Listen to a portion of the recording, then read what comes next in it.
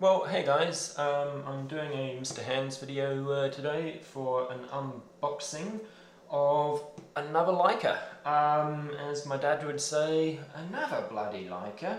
Well, yeah, this one here was given to me recently, and I'm so honoured to have it. This one came out in 1956, 1957, so it's now 2016. You can imagine how old it is. It's one of the last of the Leica 3s. It's revision G. After this range, Leica moved on to the Leica M range finder systems. But this one here comes with its original box, all of its original manuals, everything. So we're going to have a bit of a look and experience what it was like for someone to have received one of these in the 50s. So it's actually quite a really small box. To give you an idea, there's a box of matches in comparison. So quite a small box.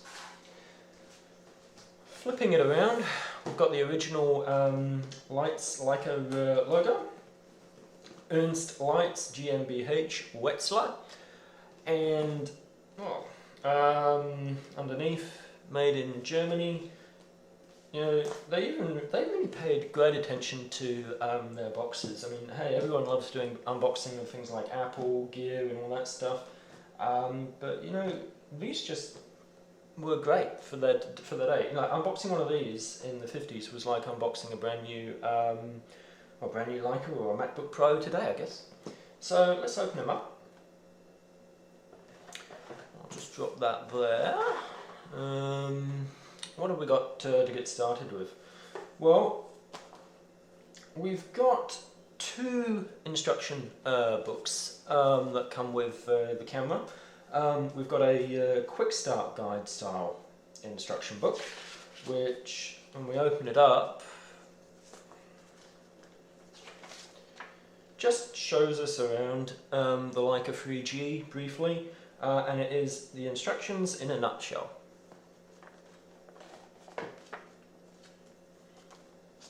I love this. It says here, "You are holding a Leica in your hands. We should like to wish you much success with this camera and at the same time ask for your attention for a few minutes. In the Leica 3G you have a highly developed camera, one which does not come into being from one day to the next. You will see yourself and experience the scope of this camera as well as its precision. You can be sure that in many years' time it will be as exact and reliable as it is today."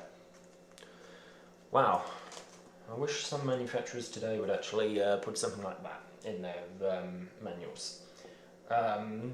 This is the more advanced instruction book, very technical. It's still generally in pretty good order. Like, the binding is all together, instructions, introduction to the lens range, everything is all there, and it's great.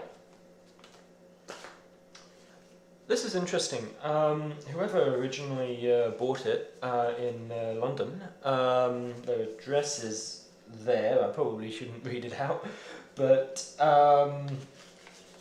yeah, so they ordered a filter accessory.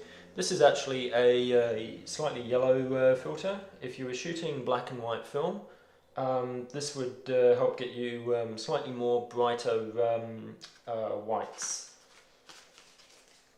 And it's actually in its original envelope, 12th of July 1957, London. So that's great. What else we got? Well, we've also got the original light meter.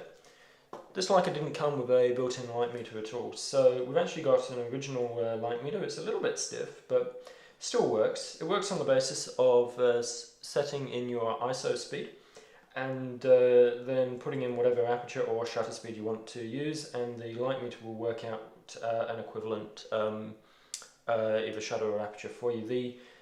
It does seem to work, although I'm finding the light meter on my iPhone a bit more accurate at the moment. And there's its instruction manual. It is a bit fragile, it does seem to be a bit stiff. This little gizmo I will get to in just a moment. But now, let's take out the camera itself. So, original leather pouch. You know, smells good. Let's take him out. So with these pouches you can actually screw the camera in with the tripod mount, but I quite like it out of the pouch, and also the pouch is a bit fragile. Here he is. So this is the Leica 3G. This lens cap, by the way, same one that comes on the modern summicrons. So currently this has actually got a 50mm f2 summicron on there.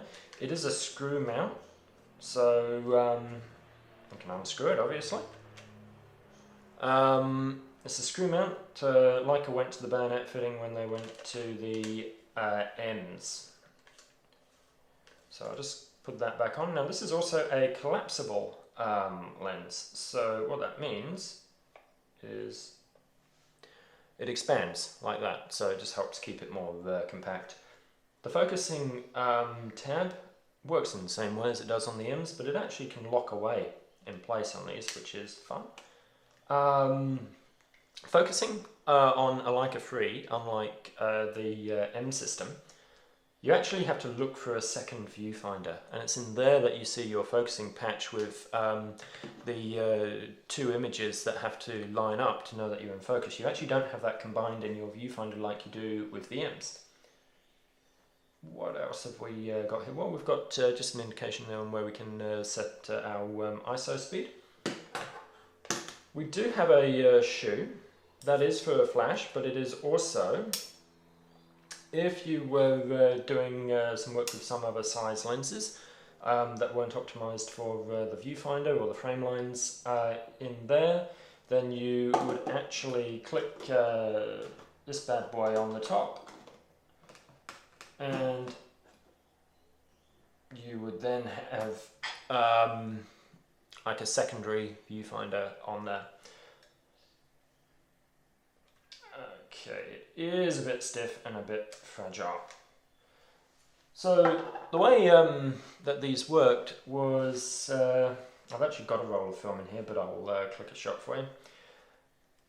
You would first of all actually advance your film, just there. Your indicator as to how many shots you'd taken was there. Once you'd advanced and you'd set your aperture, you would then set your shutter speed up here. This worked a little bit interestingly. On here you could set anywhere from 1/60th up to 1,000th, or you could go to bulb. If you wanted to actually use a slower shutter speed, what you would end up doing was, there we go, we're in focus. You would set your shutter speed knob to the red 30-1, and then you would go to this shutter speed dial on the front. So what that would do, that is where I could actually turn on things like 1 second, a half, a quarter, an eighth, a sixth, a 15th, or a 30th. So let's, for example, just take a 1 second shot. So, and it sounds awesome, by the way, guys.